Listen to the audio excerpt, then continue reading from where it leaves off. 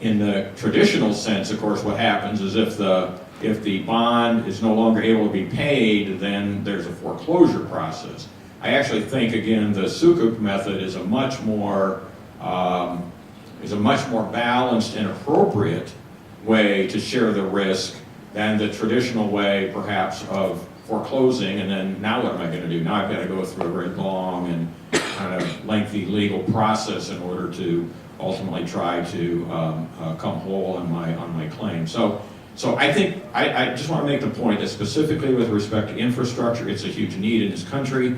This is a potential to be a different asset class that I think fits spectacularly well with the underlying need, and I'm sure when Senator Parker speaks, maybe he'll have some comments with respect to that, and maybe what the thoughts have been with respect to the state of New York. So thank you for having me. Thank you, Larry, and I think it makes a lot of sense because there has been an announcement by President Obama on the 3.3 trillion Build America. In the interest of building America, there has to be fundraising, and that fundraising, as Larry mentioned, if can be done through the issuance of sukuk, and that would probably be the beginning of the first step to the 1,000th step in a sovereign sukuk. I'm now inviting Mr. Kavilash Chawla for, it's meant to be a 2 minutes power statement, but that's fine. Your 2 minutes power statement on opportunity probably and barriers to what Larry just mentioned, Kavi. Thanks, Noripah. First of all, thank you to you and Roy and your team for all the hard work, and thank you, Datuk Ambassador, for hosting us. As Datuk Ambassador said, it's a matter of time before Islamic finance really resonates and takes off here in the U.S. And to Larry's point, there is significant market opportunity. U.S. firms, be they law firms or be they asset managers, investment banks, are really quite active in Islamic finance. They're just not active generally out of US-based offices with US-based staff. But nevertheless, the US is pretty actively involved in global Islamic finance. So part of the question and what my 2 minutes are going to focus on is how do we further penetrate and integrate Islamic finance, at least into the financial landscape of the US, and kind of hopefully accelerate that a matter of time that Datuk Ambassador mentioned. So one of the key points that Larry mentioned is, again, there's need. Right? So from a infrastructure development perspective, if we look at corporates, there's a need for access to capital, and there's a need for access to well-priced capital. And again, sukuk, given the demand, given the fact there's a very limited supply of paper in the marketplace, are generally very, very well subscribed. As a result, from a pricing perspective, they tend to be pretty attractively priced from an issuer's perspective. The problem we face in the US, however, is that most issuers, be they corporates or be they potentially municipalities or states, we could talk about the sovereign level, but they certainly are aware of sukuk, but at the state or municipal level or at the most corporate issuer level, there's very little awareness around what sukuk is, how it works, and how it operates. So I think one of the key elements in terms of accelerating the timeline for capital markets is there needs to be a champion in a way to get information out to the marketplace.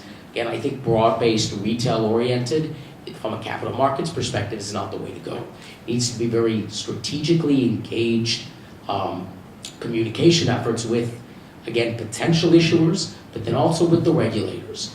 One of the topics that came up yesterday is when we look at SEC regulations regarding structuring and raising funds or investments into sukuk, the US is a very cost-prohibitive environment to issue sukuk in. So the ability to engage with regulators to make at least the economics of sukuk equally as attractive for issuers based in the US to be able to raise sukuk is another critical element in moving that timeline forward and kind of making inroads. I think the third element then is really engagement with policymakers. As long as there is not a positive response from the policymakers to sukuk in general and to Islamic finance as a concept, I think it's going to be very hard in the long term to get traction.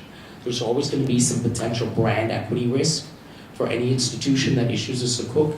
So as long as we can engage with, and that's where again I'm very excited that Senator Parker's here, the ability to engage with policymakers at forums like this are an important step in kind of evolving the Islamic finance landscape in the US.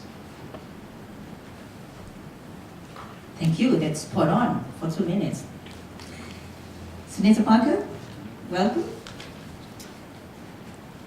We are talking about the 2 minutes power statement. So in 2 minutes power statement, maybe you could probably share with us from a geographical perspective to this vision of having Islamic capital market inroads into the United States.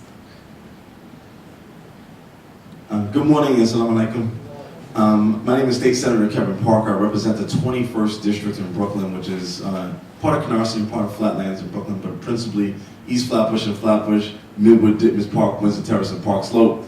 I'm the ranking member on the Energy and Telecommunications Committee in the State Senate, and despite wearing my bow tie, I'm actually not Muslim. But I actually, in my community, which is very, very diverse, I represent 318,000 people in South Central Brooklyn, and including the largest Pakistani community outside of Pakistan in the world. So if anybody's from Pakistan, you know Coney Island Avenue, that's in my district. Okay, so that's actually how I come to this, right, is really trying to find a way to service my community and figure out a way to help those taxpayers, those business owners, those homeowners use their tax dollars in their own community. And so as we start looking at this issue of Islamic finance, we found Sukuk as being one of the ways that we can in fact do it. And I actually have written the first bill, as far as I know, in any legislature in the United States, actually giving permission for both the Dormitory Authority and the New York State Common Retirement Fund to actually issue Sukuk. And so in a lot of ways, I'm really here as an ambassador to just say New York is open for business.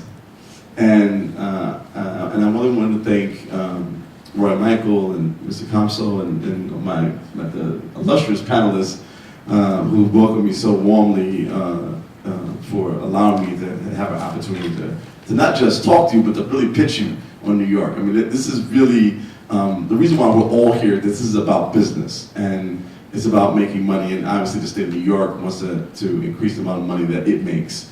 It makes sense, particularly in New York, and I think to the degree that we can find a champion, and I think everyone has expressed that, like, you know, somebody has to be the first one to dip their toe into the water and say that, you know, that the water is fine. And I think New York is the obvious place, both because it's the financial capital of the United States, but then also we also represent the largest Islamic population in the United States as well. And so it becomes a natural fit for the ability to do Sukuk or any kind of Islamic finance product. But the other difficulty from the state perspective is that